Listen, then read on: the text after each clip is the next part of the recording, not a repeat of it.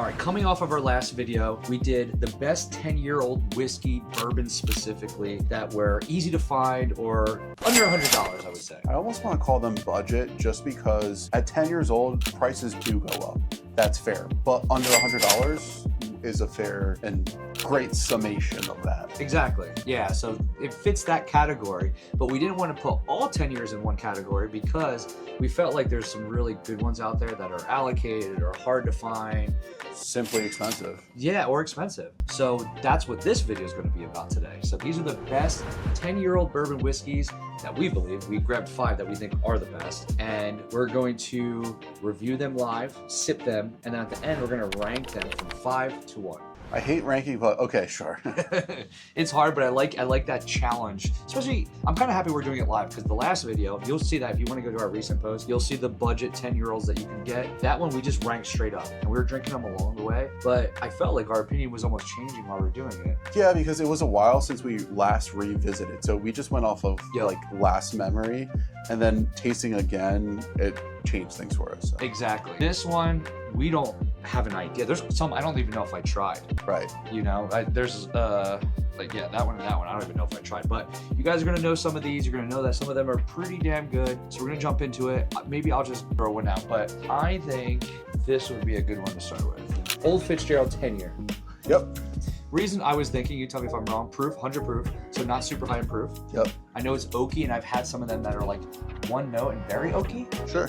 So I'm intrigued that this might be one of the more or less complex ones that are in this list. All right, I don't want to spoil what we're going to show you in the rest of the video, but we just took a peek at all the proofs, and they're all around 100 proof, which is kind of funny. So we're not off. So we're not really going up. But I just thought that this is, maybe my opinion changes after I try it. The reason I chose this is I just remember a lot of Old Fitches, besides like the 18-year and the higher end ones, not being super complex, very tasty, but just being very one note, and oak is one of the big notes that popped out. But you know, so I'm intrigued to see where it goes. Yeah. They have a very similar profile for them. Yep. He has these little mini ones. They say Heaven Hill on them, but they're pretty cool how tiny they are. Just like nothing. Hey, just to like get you guys going on the list and how we're ranking it. It's gonna be the same as how we rank the bourbons on the budget list that we did for the best 10 years. For this one, it's going to be a factor of the cost to get it, availability to get it, obviously taste, and any memories that we have with the whiskey, because whether people like it or not, that is a factor. So this was distilled springtime, 2013, and then released in 2023. Oh, my nose is so big it's not going to fit in here. So, pretty good color actually. It's not, I mean, it's not like crazy, but it's decent. What's the price on this again? 165, 165, 170. So high, close to $200 a bottle. Yeah. And I'm sure secondary is like Second, yeah, I would say like definitely in the 200s, but yeah. I will say, so the nose is a little flat for me. Nothing special on the nose. Taste, I'm liking it. It's tasty. It's kind of rye-like. Yeah. I'm getting a lot of rye characteristics with this. Yeah, like for me, it's like earthy notes. Yeah, but It's sweet. a little bit of citrus in there as well. It's all right. So I'm just jumping off the bat, and that's why I chose this. I just had a weird feeling it wasn't going to be one of my favorites. I am more impressed than I expected, so I don't think it's going to be number one if I had to guess, obviously. But it's better than I was ready for. 165. I would probably buy a bottle. Let's also admit on how gorgeous the bottle is. Yes, that's a factor. It's one of the best bottles that you can get out there. That decanter bottle is just, I kept a previous one for that same reason. Like, I don't know what I'm going to do with it, but it's such a pretty bottle. Even some honey again, I don't know. Oh, like, yep, I just got some nice honey. A little bit of peanut was coming through. I could see that. Because that's why I said there's something that I like and there's something I don't like with this whiskey. I'm not trying to be negative on it, but yeah, it's just like full farce. Virtually no cherry. No cherry, yeah. There's definitely some vanilla in there, but I'm really surprised about like the lack of cherry. And you're saying that because you got cherry on other Old Fitzgeralds? No, just in general in bourbon. Oh, okay. Yeah, like, because there is like an underlying caramel somewhere in there, which just goes back to like if you're thinking about classic bourbon notes. That's in everything. It's like cherry or caramel, right? Okay, that's a good start. I think that's a good starting point. Okay. This one's mine, the lower one, right? All right, you tell me which one you want to do as the next one of our top 5 10-year-old bourbon whiskeys that are allocated or expensive or hard to find. against this one, I'm really interested in that tall bottle there. Next up, Penelope 10-year estate collection, single barrel. Yep. So that was pretty cool. It's a single barrel as well. So do you know a little bit about this estate collection that you could share? It was newly released. I think it's like their best of the stock, if I'm not mistaken. Probably got to read some of the bottle. They released a few versions of this originally. It was like a really expensive one with Lux Row, and then this one, a 9 and a 10-year. The 9-year we spoke about before on something. We did a Penelope video with everything, but the 9-year higher proof, 10-year lower proof, but older. All right. Well, I'm excited about this.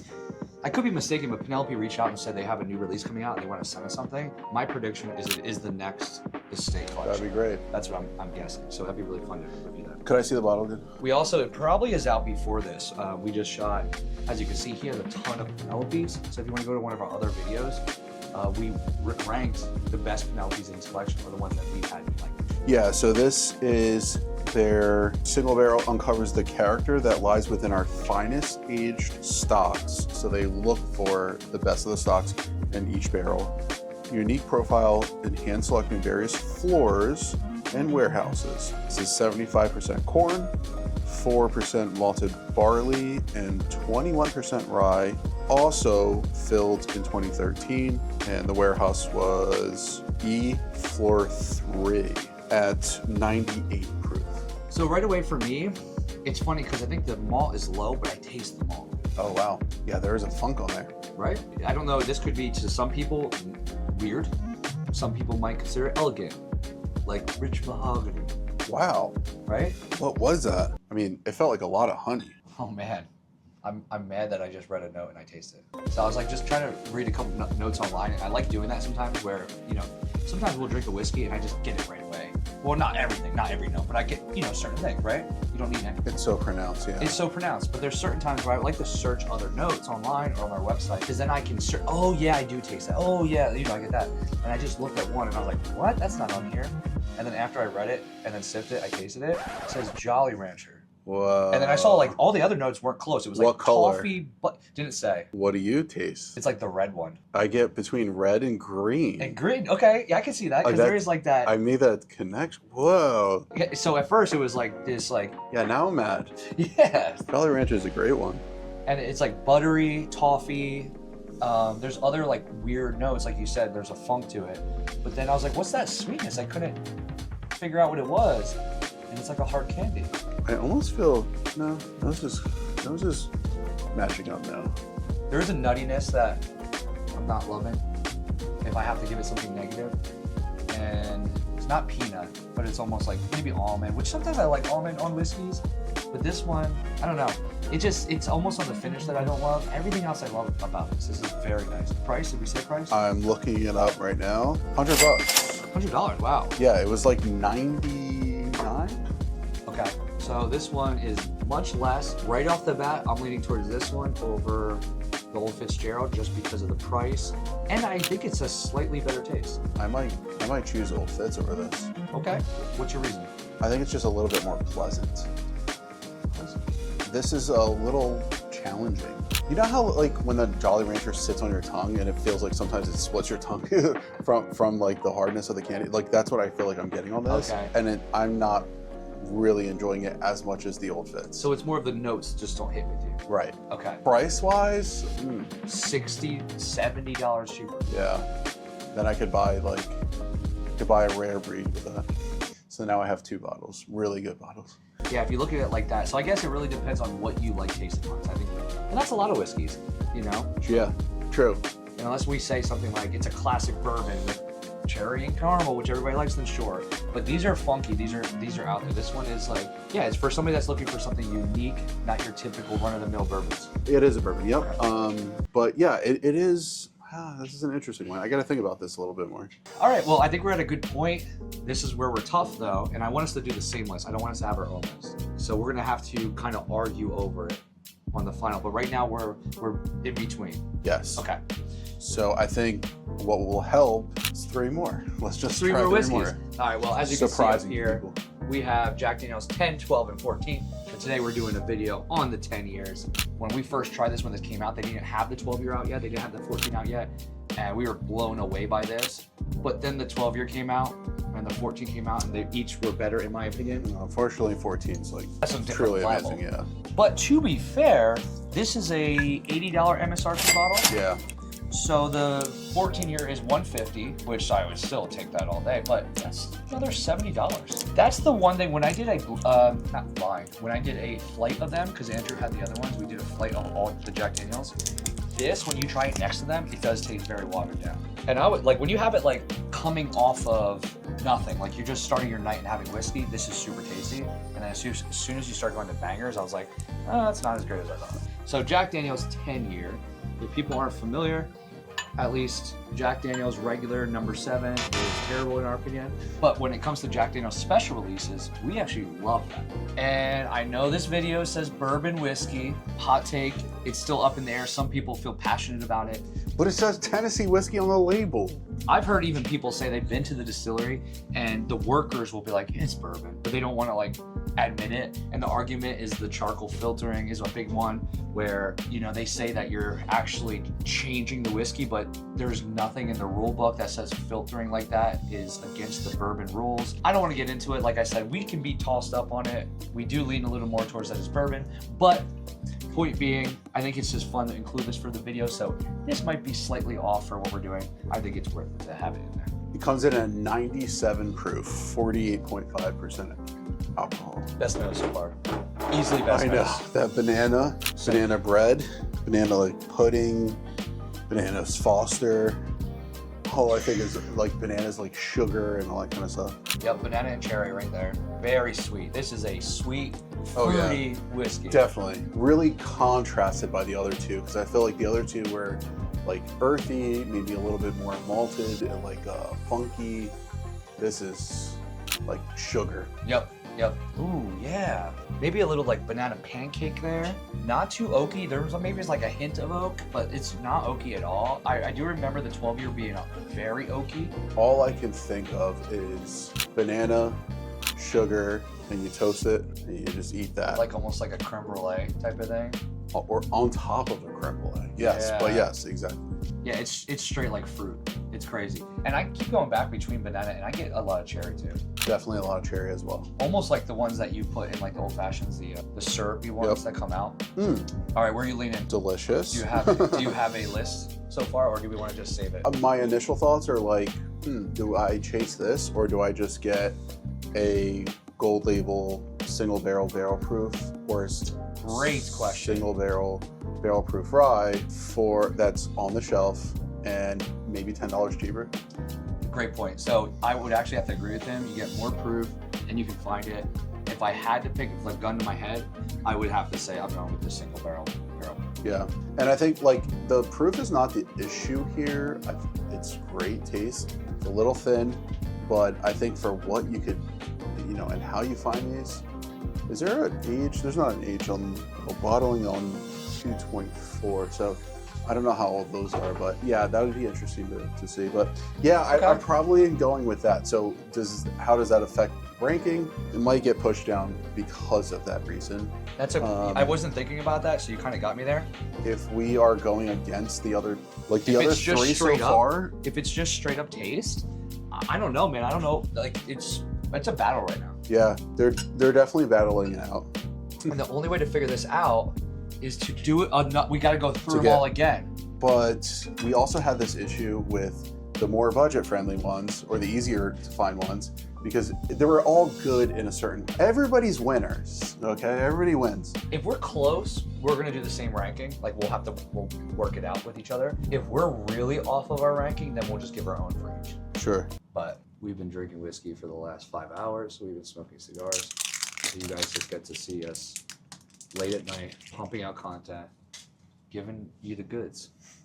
Just giving you what you want. Wait, do you want this? Maybe not. Okay, next up, Old Fitzgerald 1924. This is a 10-year-old bourbon. People are very tossed up on this.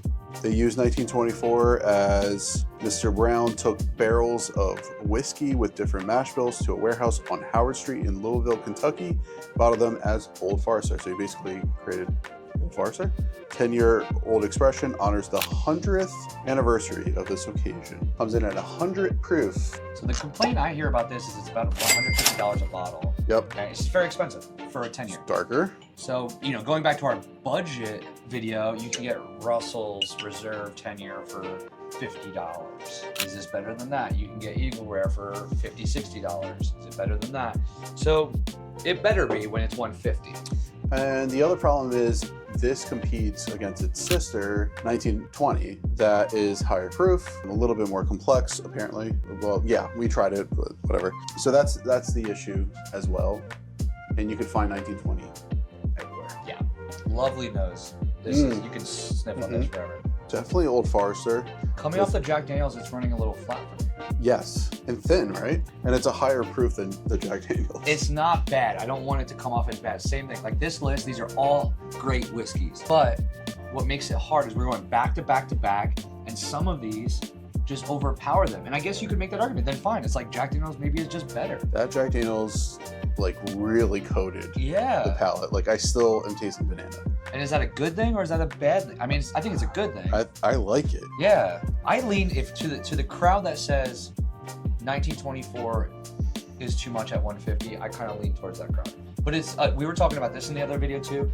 Not everything, like price isn't always connected to how good a whiskey is. Yeah. And there's gonna be people at home on their couch being like, well, that's what it should be. But no, there's so much more to it. You have to factor that in for sure, obviously. But yes, it is not the only factor. I mean, okay, that sounds super ignorant. You just, yeah, your budget, you only have so much money to buy something, sure. But like this is, part of it's because it's very limited, they increase the price. Correct. If we were just taking price away, I think that's also how we're, you know, I'm also using that as a factor to rank. Yeah, I don't have much to say. I get a little bit of banana, but it's less syrupy banana. It did run flat for me. It might be 3 or 4 right now on my list. I think it's shaping up. The list is shaping up. Well, number 1 is going to be a little biased because it's by our favorite brand.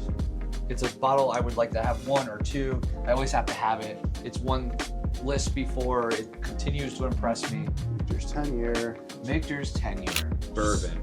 Take its stress off. I can't confirm this. I'm like 90% sure, but I don't want to make any promises that aren't true. But I heard somebody once said that there was a release one year by the Michter's 10-year, and some of the blend, the barrels that were in there, was from a 19-year-old barrel. Wow. And I think that was like 4 or 5 years ago. And we all know how much you hate Michter's 20. I don't like Michter's 20. I posted a couple videos on drinking the Michter's 20. But love this bottle. Hey, maybe after doing this tasting, it'll not hit like the other ones, but I have a good feeling that this is going to be... This one comes in at 94 proof. I don't know what the barrel number... I never knew that, what the significance between the barrel number, but it's 24A. So I don't know if this was in 2024, 0269, if that's of any significance to anybody, but... You've heard right. Michter's 10 often use barrels that are older than stated 10 years. Michter's master distiller and master maturation wait until barrels reach at least 11, 12, or even 15 years, skipping bottling until the whiskey hits their flavor marks, not just the age limit. Wild. So, also, 2 years ago, they actually skipped a 10-year release. It wasn't up to par. Wow. And they said, we're not putting it out. I so respect Michter's for that. And after having this sip, I understand why. Yeah. So this one makes it easy. Yeah, we're gonna jump to conclusions. What are the tasting notes you get? A lot of classic like vanilla, cherry. Yep. A little bit of citrus, orange, like a saturated orange. Yeah, that's a vanilla. That caramel. I even get like an underlying blackberry. Everything you said. You know, like the caramel chews, like the little square things that was like wrapped in plastic. It's like that. A little bit of cream of like the caramel. That's what I was thinking. Some type of a berry, and it's like in like a whipped cream. Berry is a good one too. I get like I don't know if I would say blueberry, but I it's know. definitely... It's almost like a berry medley. Yeah, boysenberry. But what do you think about the viscosity? Really nice.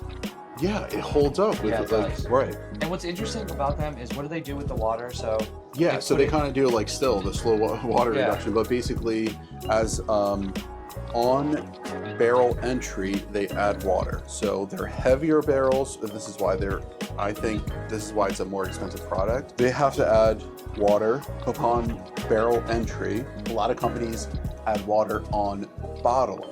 So as it exits the barrel into the bottle is when they add the water. Here they age with the water, so it becomes more rich. All of Michter stuff is lower proof. Their cask strength is 108 or something. Like it's like, yeah, it's only like 50%. Yeah, like this one right here is 111. 111. This is their rye barrel strength. Yep. So it's cask strength because and it's just a lower proof because they add the water. And so this is why we love Michters, is just because it's like such a rich taste. Even though it's a lower proof, it doesn't taste like that. Yeah, it's their belief that by having that water in there already, it gets to do all those chemical things that it's doing, all the science, while it's aging. Whereas they believe that when you add it in last minute, you're just blending water into it. It's like you're doing it at home. You're just adding a little splash of water. And you know how that goes. Sometimes when you do that, it does water it down in a negative way. Yep. But they're letting it sit there with that water for a long time. But if you also think about price, so this is $200. Right now, they're like $230. Maybe a year ago it was like $199, or 2 years ago it was like $199, and maybe like $150 before that. So they were like, it was $100 when we started. Yeah, 5-6 years ago. So they've definitely gone up in price. The price can be justified in the sense of their costs are very expensive. If you're adding water to barrels, they're heavier.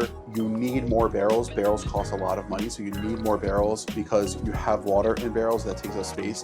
Then you need a larger rick house because that you need more barrels to age a 10-year whiskey. So all these factors go into play. $200, $230. These are our most expensive ones here. This is one where it's like the fact that it just tastes better than the rest, it's gonna win out. So let's jump into our ranking here officially of allocated, hard to get, expensive whiskeys, the top 5 10-year-old bourbons in that category, plus Jack Daniels. All right, coming in at number 5 of the top 5 bourbons that are 10-year-old bourbons that are allocated, expensive, and hard to find. It's a whole category. But number 5, Old Forester, 1924. Main reason, it's $150, and it doesn't even hit with the flavors like the other ones. Yes, and you want alternatives, go with 1920, go with 1910. Get a cask strength single barrel for $99.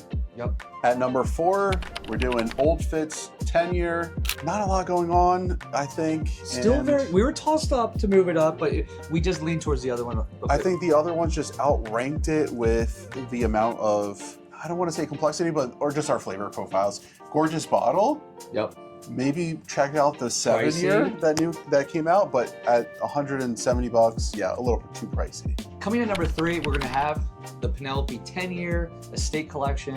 This was really fun and unique. I think you have to have an interesting palate to enjoy this. Maybe it's fun with a cigar. We like cigars, we always talk about that. True. Yeah, so I think like even on this whole list, I would say this is the most weird and out there one. But you got me with that Jolly Rancher now. That's what won them over. We were gonna do different lists, but we're like, you know what? Let's just do the same list together. So this is number 3.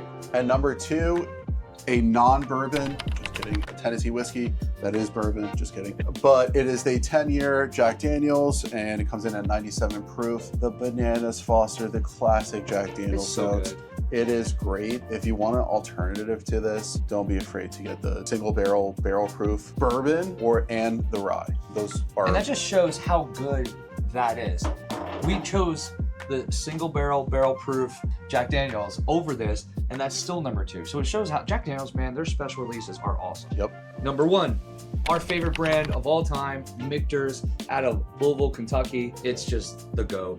I mean, this is not only one of my favorite bourbons in the 10-year category, this is one of my favorite bourbons in general. It does rank high amongst all the other stuff that they have. Even though this is the most expensive on the whole list, worth it. It's worth it. She's worth it. Drop a comment to let us know what video we should do next. We love ranking whiskeys, or maybe he doesn't, but I love ranking whiskeys. It's an excuse to I just like drinking the whiskey.